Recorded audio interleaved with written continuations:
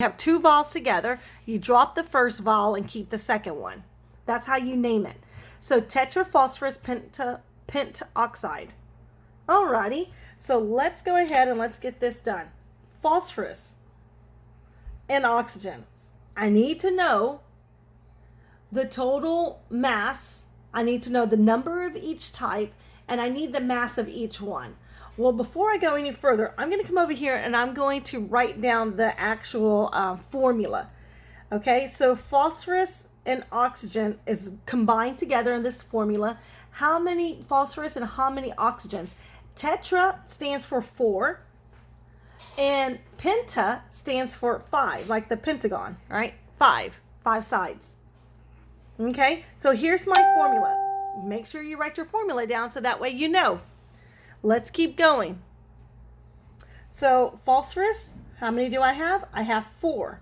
Oxygens, how many do I have? I have 5. The next thing I need to do is I need to do the molar mass. It has it right here. It says molar mass. So we're going to do 4 times, go to the periodic table. Phosphorus is 30.97. And oxygen, we remember we round that to 16. So let's go ahead and let's do that. 16 times 5 is 80. The next one, we're going to do 4 times 30.97 comes out to 123.88. I must add them together so I can get the molar mass of the two. So add them together, you get a total of 203.88. What do we write? Grams per mole. Okay, so when we have this compound, it's grams per mole. Now let's go ahead and find the percentage of phosphorus and then the percentage of oxygen. Okay, because one of them is one and one is the other. So let's look. Percent of phosphorus is going to be, how much phosphorus do I have? That's the part. 123.88. How much is the whole? The whole part of it is 203.88. We're going to divide those numbers and multiply by 100. And when you do that, you should get the answer of 60.76%. Let's find the percent, of oxygen. What is the part I have? I have 80. That part is oxygen. What is my total? 203.88. Multiply it by 100. When you do that, you should get an answer of 39.24%. So in that case, let's go ahead and let's do our little pie chart because I'm expecting you to get that done. Phosphorus is going to be orange. How much phosphorus do I have? I have 60.76%. So definitely more than half. It's got to be this portion right here of the pie. Oxygen. Let's look at oxygen. Oxygen is going to be red. It's going to be red for all of them.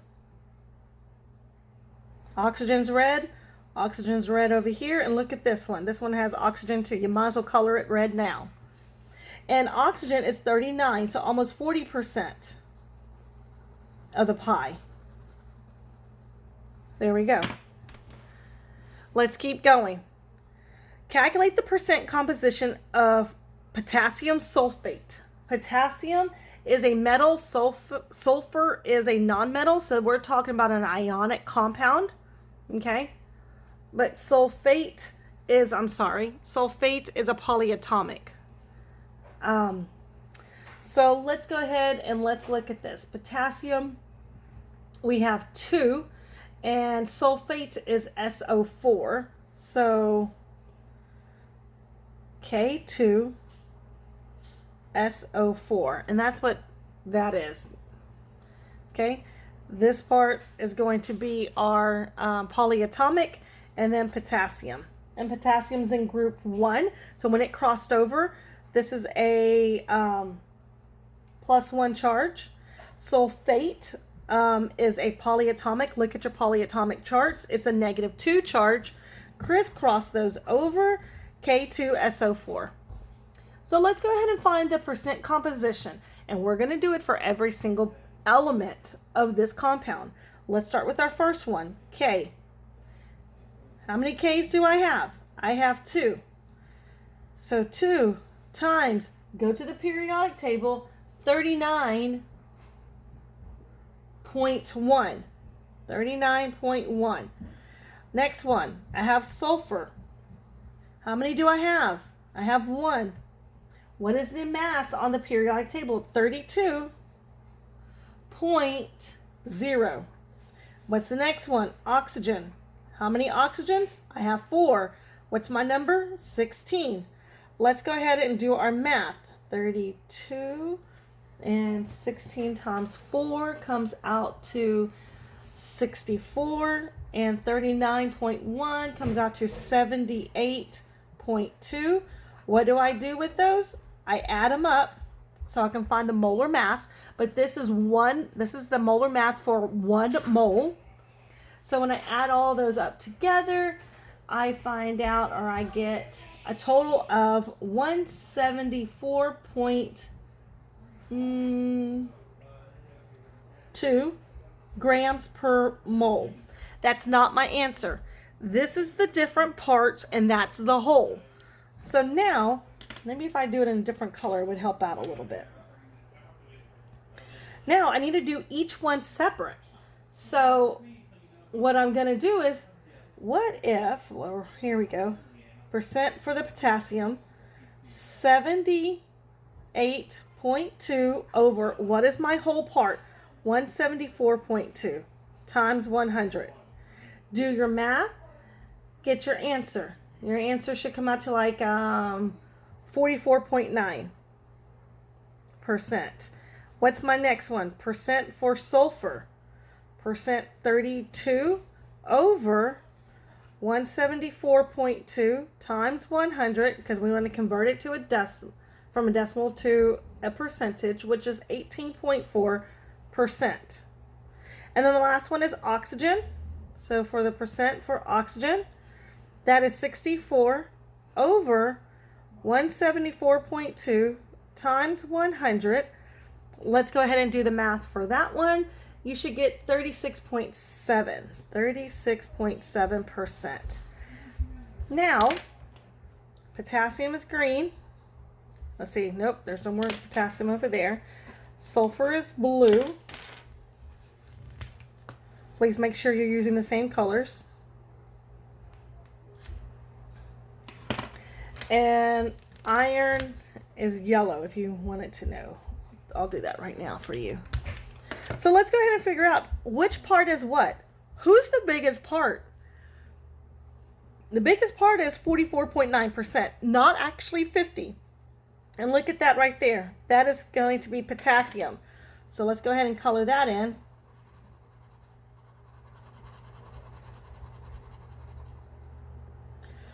Next one, we've got 18 and 36. This is the next bigger part, which is oxygen. Oxygen is red, so I'm going to color that in. And then the last smallest part, which is 18.4% for sulfur, which is blue. Oops, and there goes that lid. There we go.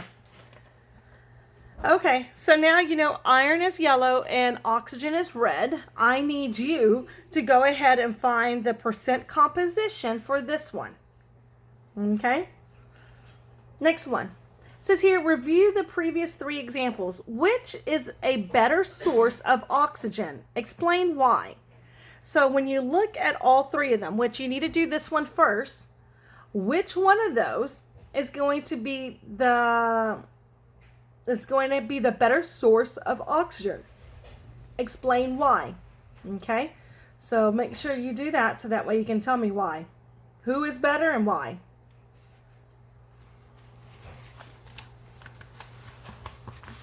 Let's keep going. Turn the page.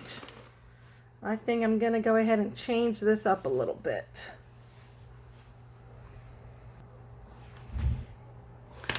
Okay, so let's go to the next page. You should be on page number 7. This is what page number 7 looks like. It says here how to calculate the element's percent composition in a molecule. Right? So we've already did that. Here are our steps. It says find the atomic mass of each element. You're going to multiply by the number of atoms, which is that little tiny small subscript number, right? Once you multiply that, you're going to go ahead and find what the atomic mass is for that atom. You're going to add all of those masses of those atoms together, which is going to be the molar mass of the whole total for that molecule. Then it says here, divide each individual element into the total mass so you can find the percent for that individual atom. So let's go ahead and let's keep going. Next part here. What is the percent composition of the elements which make up glucose? It looks like you just did that one over here, right? Didn't we do that glucose? I thought we did. Am I going crazy? Oh, we did glucose for something else. No problem. So let's go ahead and do that. Step 1, we need to find out all of our atoms. We got carbon, we got hydrogen, and we have oxygen. We need to find out how many of each. I have 6 carbons, I have 12 oxygens, and I have 6 hydrogens and oxygens. Now we got to go to the periodic table and find the mass. We're going to multiply them.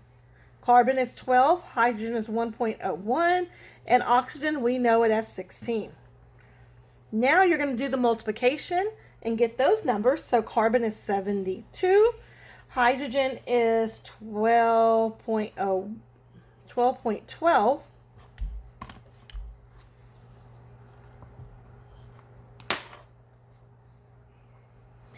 and 16 times 6 is 96. We're going to add those numbers together and get the molar mass of 180 grams. So I'm going to come over here and I'm going to say add to find molar mass. And that's what we found over here. Okay. Now for each one of them, you're going to do the math to find the percent of each individual atom. So for the percent of carbon, it is 72 divided by 180 times 100 equals 41% carbon. Let's keep going. What's the next one? The percent of hydrogen equals, how much do I have? 12.12 over, what's the total mass? 180 times 100. So we can change it from a decimal to a percentage. And in that case, you should get 7% of hydrogen. And then let's do the last one, which is oxygen. So percent of oxygen equals 96 divided by 180, which is the total, times 100 equals 53% oxygen. Okay? So, again, practice, practice, and more practice. So, let's go to this part. And this part, though, says how to find how to calculate the element's percent composition when given an atom's mass. The element's mass. So if all of the elements are going to combine to form a compound, add all of the masses together for the molar mass, which we know we did, divide by the individual element's mass with the molar mass. And it says here that the decimal value, now we're going to multiply by 100 to convert it from decimal to percentage.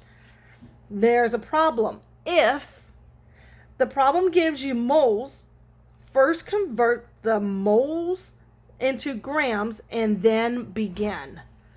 Oh, so let's go ahead and look at that part.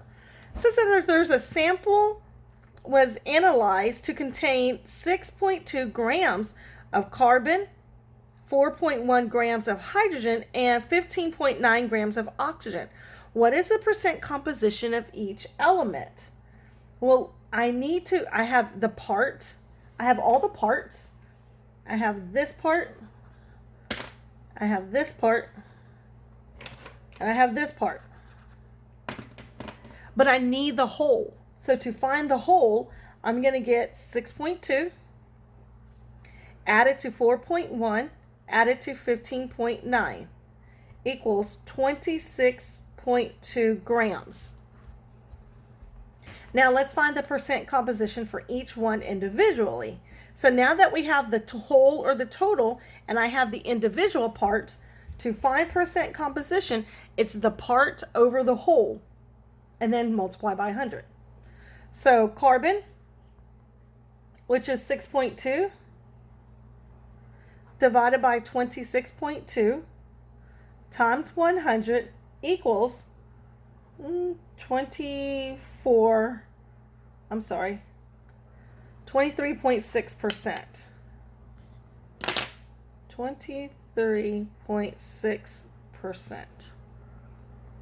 The next one, hydrogen, which is 4.1 over the total 26.2 times 100 equals, let's do the math, and you should get a number of 15.6%. And then the last one, which is, what's the last one? Oxygen. The part of oxygen was 15.9 over, what's the total? 26.2 times 100 equals, do the math, you should get 59.5%. Okay, next one. A compound contains 1.2 moles of carbon and 2.3 moles of hydrogen. What is the percent composition by mass of each element? Okay, well, first thing is, it says over here, if that happens, then you need to convert mass into grams, and then you can begin. So let's do that. If I got 1.2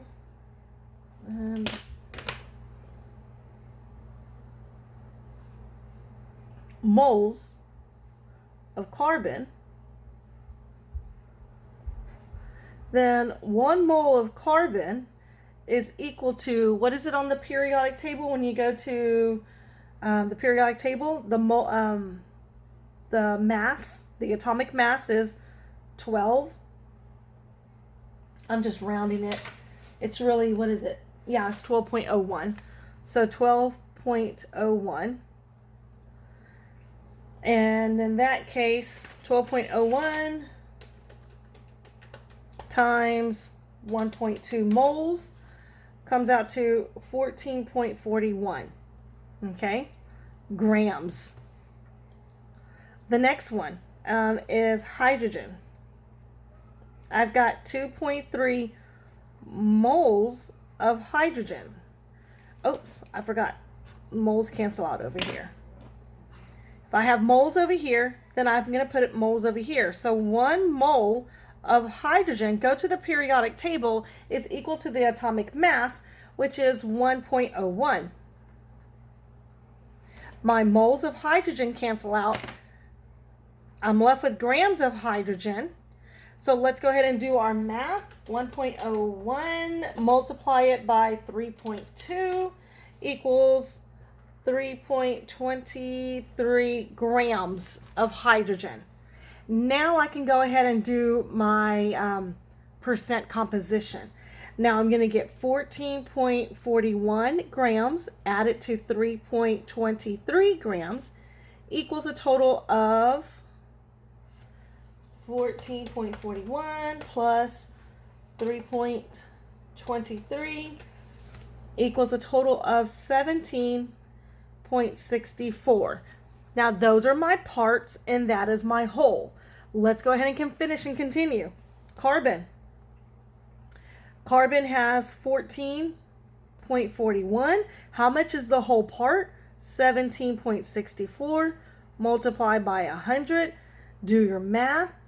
You should get an answer something like 81.8%. And hydrogen, what is the part of hydrogen? 3.23. The whole is 17.64. Multiply it by 100. When I do the math here, I get an answer of about 18.81. I'm sorry, 18.1%. Okay, so this page, I like this one to be last because we practice, practice, practice. And then right here at the end, they said, well, hey, if you get the number of moles, you need to first convert that moles to grams, which you know how to do. Then you're going to use those grams, add them all together to find the whole part of it, because you have the parts and now you need the whole, and then you can find the percent composition. Okay? Again, practice, practice, practice is what this is going to take. The next one, empirical formula. So on empirical formulas,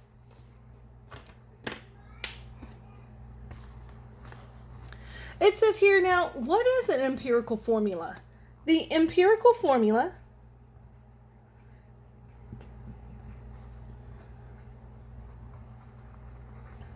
of a compound in simple terms is the formula which has been reduced.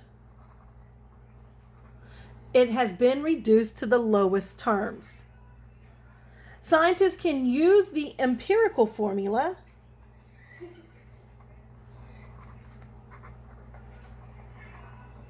of a compound to calculate and determine the formula for that compound. Okay? So empirical formula calculation steps. Step 1, you need the percent to mass.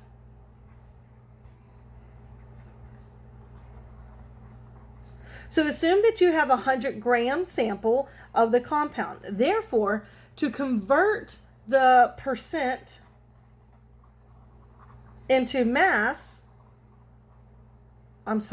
into grams, which is mass, right?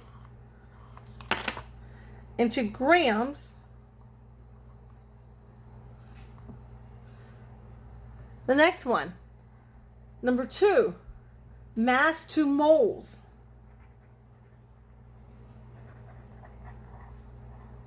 Convert grams to moles. Step 3, divide by the small number. So divide by the small one. Divide all the values calculated in number 2 by the smallest value calculated. From step number 2, by the smallest value calculated. And then number 4, multiply till it's a whole number.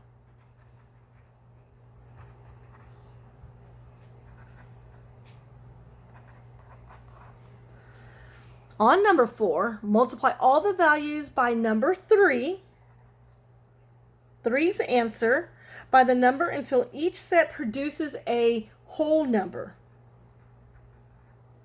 Begin with the smallest number out of that compound and increase until you're able to get a whole number. Believe me, we're going to practice this. Next one, number 5. It says here, use as subscripts.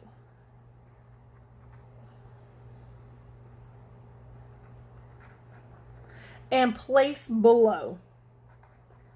Right? Because the subscript number goes below at the bottom. Use the whole number obtained from question number 4, or from step number 4, as a subscripts in order to write the empirical formula.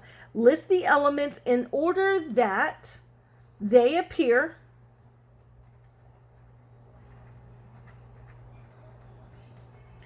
in the problem.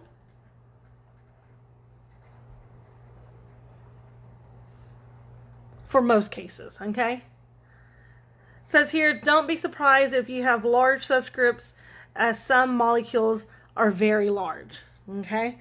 We've got to practice this, okay? Then it'll start to make sense, I'm sure. So let's go ahead and let's do a little bit of practice. Find the empirical formula for a compound which contains, alrighty, 26.8% of tin, 16% of chlorine, and 57.2% of iodine. Okay? So let's go ahead and go from percent to mass, because I'm at percent and I need to convert to mass. So we're going to pretend that that's 100%. So to change it to 100%, we're just going to pretend that the percent is the mass in grams. So we're going to call this 10 26.8 grams of SN. We're going to dimensional analysis this, okay? Because we need to convert from mass to moles on step number 2, mass to moles. How do we do that? Dimensional analysis. Go to the periodic table and look for 10, and 10 is 118.69, so I have 118.69 grams of 10 SN, okay, is equal to 1 mole of SN. And that's what step 2 says. Convert from mass to moles. So I'm able to cancel the grams of SN out, and now I'm at moles. Let's go ahead and do our math here.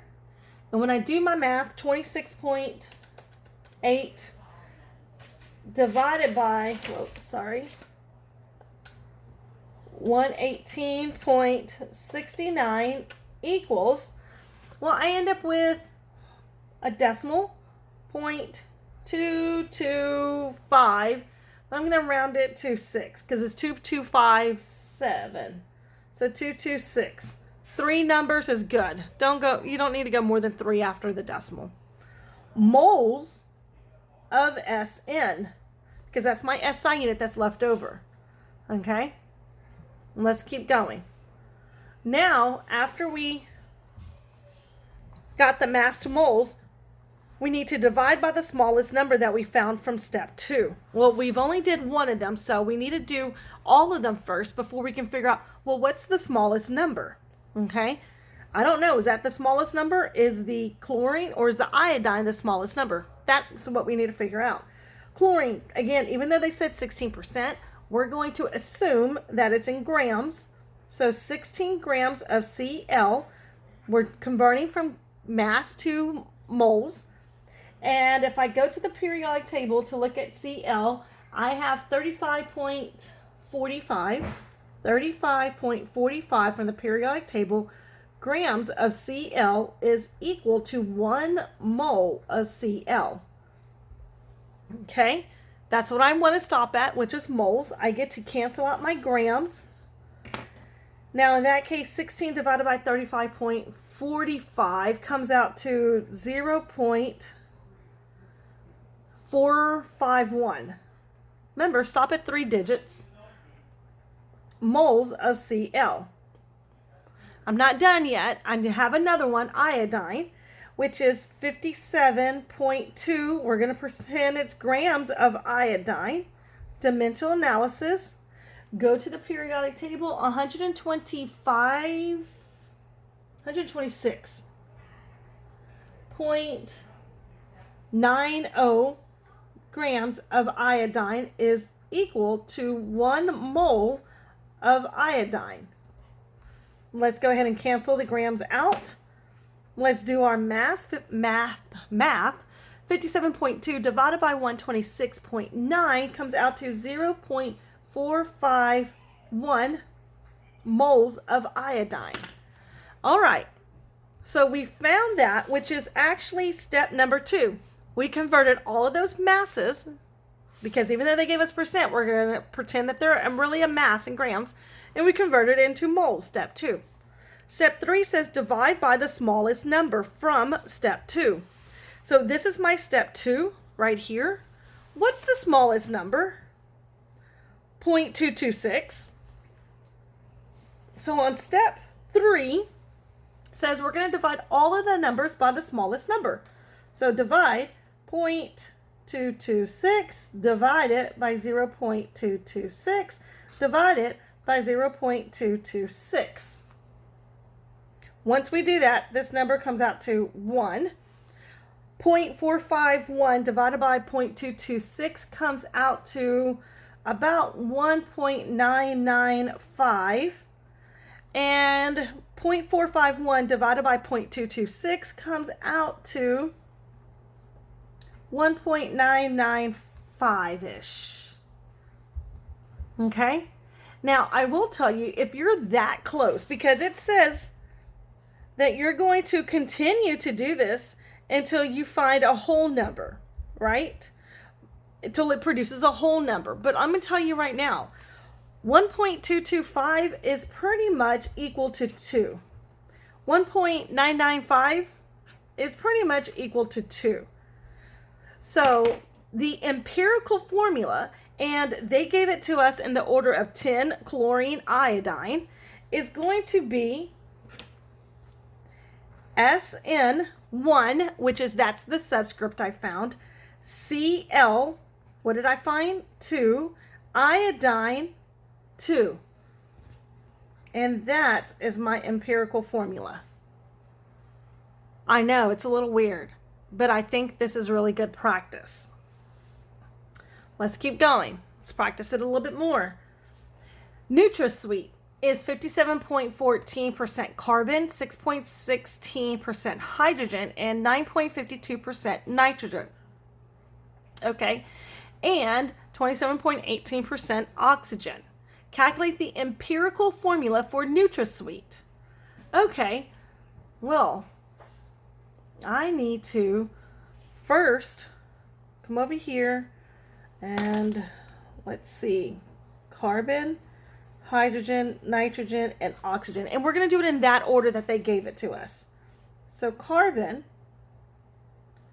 is, well, they gave us 54.14%. Okay, so let's go ahead and work on the next one. Okay, again, it's going to take practice. Let's go ahead and go through our steps. We got 1, 2, 3, 4 elements, and they gave us percent. What are we going to do? We're going to pretend that percent is a mass number. So we're going to do our dimensional analysis of 57.14 grams. We're going to convert grams to moles, and this is grams of carbon. So on the periodic table, carbon is 12.01. I mean, it's not really a lot of a difference. Grams of carbon is equal to 1 mole because we want to convert to moles. Now I can cancel my grams out, do the math. So 57.14 divided by 12.01 comes out to 4.75. Double check my math, but I think that's right. Hydrogen. Now we're going to change that number, 6.16%, to grams of hydrogen. Using our dimensional analysis from the periodic table, hydrogen is 1.01 grams of hydrogen is equal to 1 mole of hydrogen. So in that case, we're going to go ahead and get 6.16 divided by 1.01. It comes out to a number of 6.09. Okay. Next one is going to be nitrogen. Nitrogen, we're going to change that percent to a grams, 9.52 grams of nitrogen. Forgot to cancel that out.